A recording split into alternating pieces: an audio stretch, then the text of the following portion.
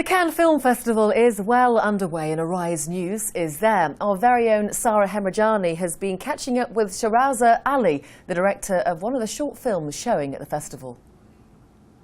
Well, Cannes isn't just about feature-length films and premieres. An important part of the festival is the Shorts Corner, and we're joined by a director who's had 2 short films screened here at Cannes, Sharaz Ali. And Sharaz, you just had your film screened here for the first time. What was the reaction like? Were you happy with the feedback? Definitely. Thank you for having me again. Yes, last year was totally different compared to this year. This year's screening was amazing. I had a full turnout. The feedback was great. And I said to the guys, whoever was there, all the audience there, I said, look, I've made this film. Some of you I know, some of you I do not know. Just be as honest as you can so I learn and improve for the next film. And they all just said to me, look, the film's great. They gave me some critical feedback where, for example, how I could expand on it, make it longer. But otherwise, there's nothing negative. So it's all positive. So I'm all happy. Well, even though you've been here before, are you still nervous about it all? Is it still a nerve-wracking experience, or are you a lot more confident? I'm more confident in my work, but it's still nerve-wracking to see what people might come out with or say, because it's still a new audience. It's not the same people. So all that, and every year is different. And because the audience is different, the public is different. So you never know what you might get. There's always one that might not like the film. And on this instance, that was me. So I'm the worst enemy, shall we say. So overall, next time I'll make it even better. You're your own worst critic. Tell us a bit about your show. What's the story?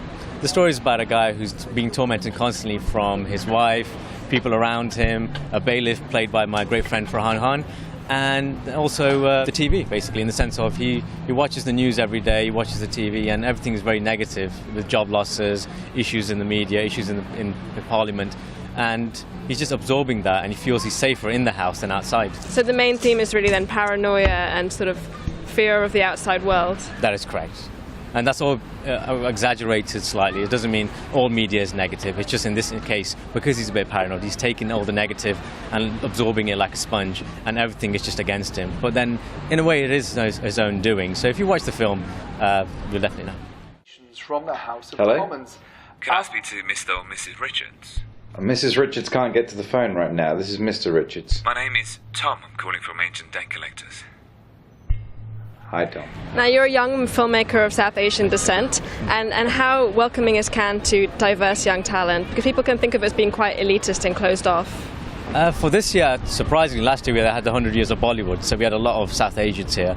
This year, surprisingly, as they say, I've met a lot of people from London and Leicester, and these guys are my neighbours. I've never met them there. I managed to meet them here. Like yourself, I meet you guys here more than in London, yet we're neighbours.